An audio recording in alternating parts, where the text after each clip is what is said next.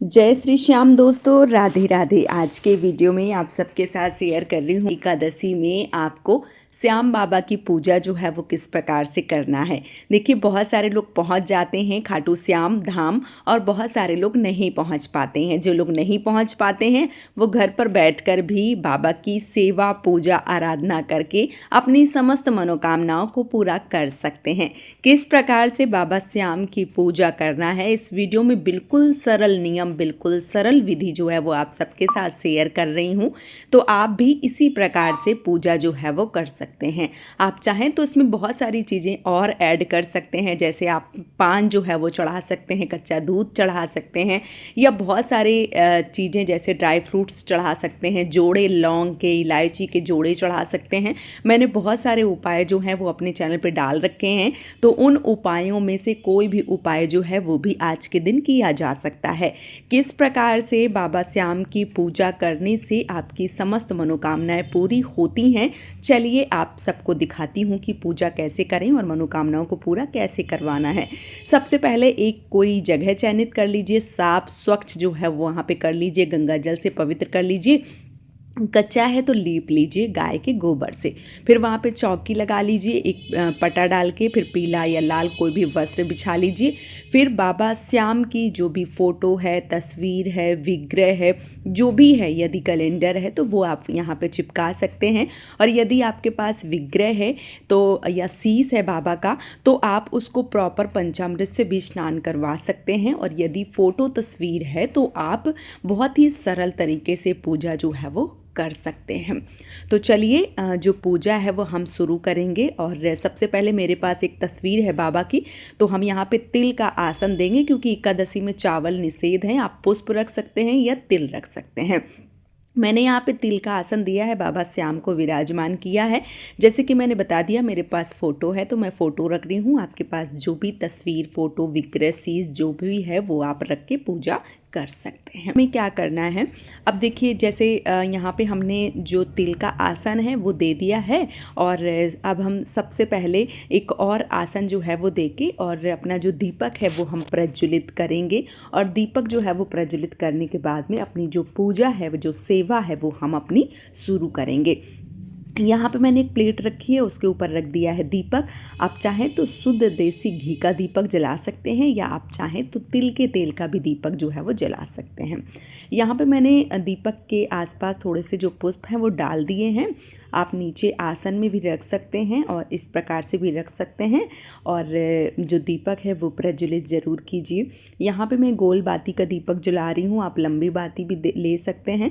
तो यहाँ पे मैंने गोल बाती रखी है, तिल का तेल रखा है, और बस ये तेल जो है वो डालूँगी और जो दीपक है वो प्रज्वलित कर लूँगी। तो जो दीपक है वो जब जल जाता है तो अग्निदेव हमारी पूजा के साक्षी हो जाते हैं, और हमारी जो भी पूजा होती है वो भगवान तक पहुंचती है, और भगवान हमारी पूजा को स्वीकार करते हैं और आपकी जो भी समस्त मनोकामनाएं हैं उनको पूरा कर देते हैं। यहाँ पे देखिए, मैंने जो दीपक है वो प्रज्वलित कर दिया है। यहाँ पे मैंने एक लोटे में जल लिया है, जल में डाला है थोड़ा सा गंगा जल और पुष्प। अब हम भाव रूपी स्नान जो है वो करवाएंगे, ठीक है। तो एक जो पुष्प है वो हमने लिया हुआ है। सबसे पहले हम अपने दीपक का पूजन करेंगे, और उसके बाद भगवान खाटू श्याम का जो पूजन है, जो स्नान है वो करेंगे। तो यहाँ पे हमें 3 बार 5 बार स्नान जो है, स्नान की भाव से करवाना है। बहुत ज़्यादा पानी ना डालें, नहीं तो सब आसपास गीला हो जाता है। तो इस बात का विशेष रूप से ध्यान जो है वो आपको रखना चाहिए।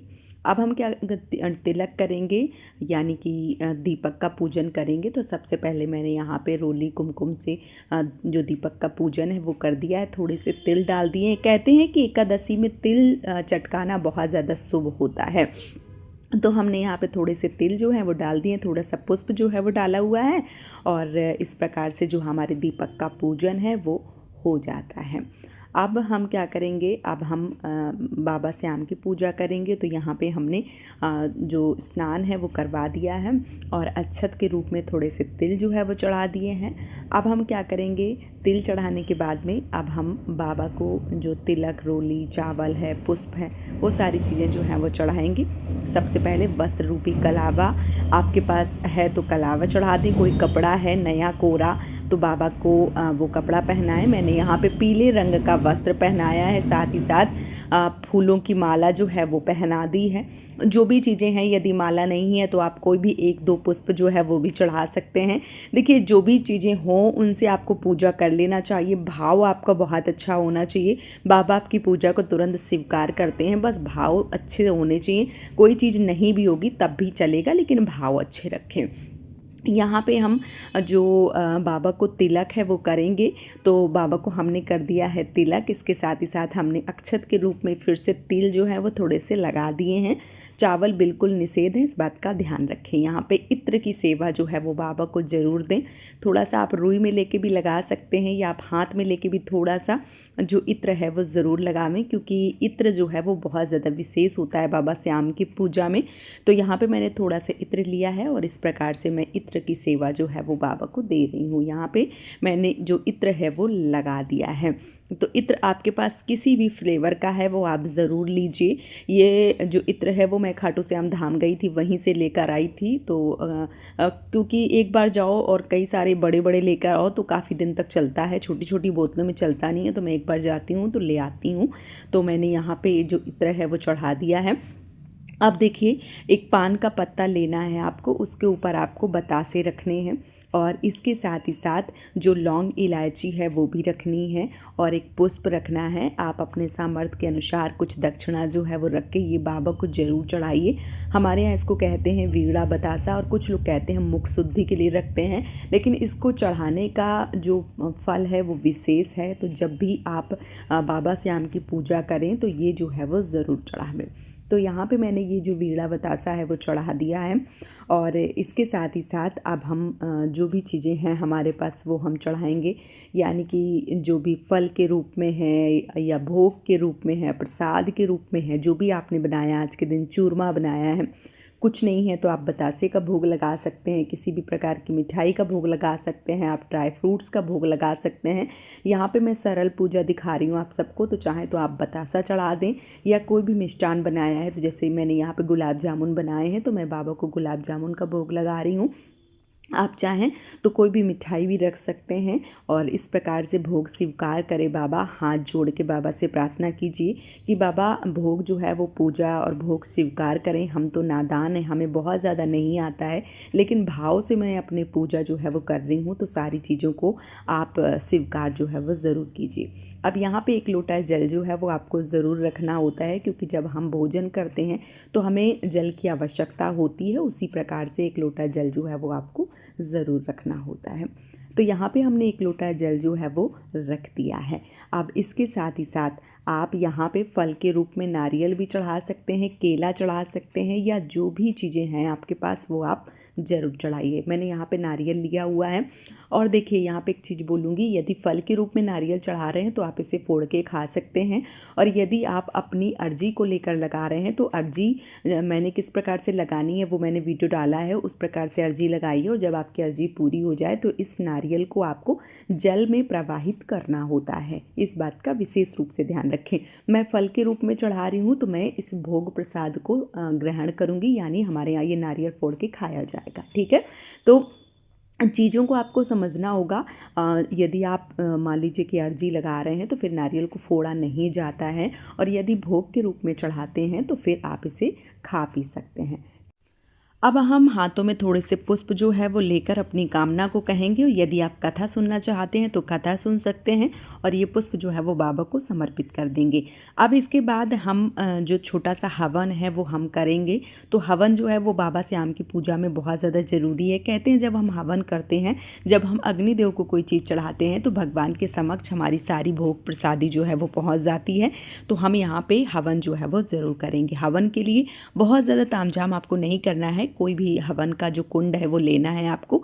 उसमें आपको उपला जो है वो जला देना है और उसमें थोड़ा सा कपूर रख के जलाएंगे तो तुरंत जो है वो जल जाता है। ठीक है, तो हम जो उपला है वो जला लेंगे और इसके साथ ही साथ 3, 5, 7 जो भी आहुतियाँ हैं वो हम डालेंगे। तो जो घी की आहुतियाँ हैं वो भी आप डाल सकते हैं, या आप चाहें तो जो मान लीजिए कि हवन सामग्री की आहुतियाँ हैं वो डाल सकते हैं। यहाँ पे हवन कुंड की पूजा जो है वो हम कर रहे हैं, तो यहाँ पे हमने हवन कुंड की पूजा कर ली है, पुष्प जो है वो समर्पित कर दिया है और इसके साथ ही साथ जो भी मान लीजिए कि आहुतियाँ हैं वो हम दे देंगे। ठीक है, तो यहाँ पे जो कुंडा है वो थोड़ा कम जल रहा है, तो मैंने यहाँ पे कपूर जो है वो डाल के और अच्छे से जला दिया है। अब ये जो हवन है वो अच्छे से जल गया है और अब हम इसमें आहुतियाँ जो है वो डालेंगे। तो यहाँ पे जो आहुतियाँ हैं वो 3, 5, 7 आप आहुति जो है वो दे सकते हैं। ठीक है, तो इस प्रकार से बहुत ही सरल तरीके से आप बाबा श्याम का जो हवन है वो कर सकते हैं। हवन करने से बहुत ही मान लीजिए कि जो घर का माहौल है वो तो सकारात्मक हो ही जाता है और इसके साथ ही साथ जो एक तरीके से प्रसन्नता होती है वो भी होती है और बाबा श्याम जो है वो बहुत ज़्यादा प्रसन्न होते हैं। तो इसलिए आपको जो होम है वो ज़रूर करना चाहिए, जो हवन है वो ज़रूर करना चाहिए। बहुत ज़्यादा बड़ा नहीं, छोटा सा होम जो है वो आप ज़रूर करें। तो इस प्रकार से मैंने होम जो है वो कर लिया है। अब हम क्या करेंगे, अब हम बाबा की जो आरती है वो करेंगे और हाथ जोड़ के बाबा से अपनी पूजा में रही जो भी त्रुटि हैं उनके लिए माफ़ी मांगेंगे और बाबा हमारी मनोकामनाओं को पूरा करें। इस प्रकार से हम बाबा श्याम से अपनी जो भी मनोकामना है वो ज़रूर बोलेंगे। तो लास्ट में करेंगे आरती और थोड़ा सा जल लेके आचमन करेंगे और हाँ अपनी पूजा को विराम देंगे। तो इस प्रकार से बहुत ही सरल नियम से आप बाबा श्याम की पूजा करके अपनी समस्त मनोकामनाओं को पूर्ण कर सकते हैं। आप सबको ये वीडियो कैसा लगा है आप हमें ज़रूर बताइए। वीडियो पसंद आया है तो चैनल को सब्सक्राइब करके वीडियो को लाइक कीजिए। आज का ये वीडियो मैं यहीं पर समाप्त कर रही हूँ। बहुत जल्दी मिलूँगी एक और नए वीडियो के साथ में, तब तक के लिए जय श्री श्याम दोस्तों, राधे राधे।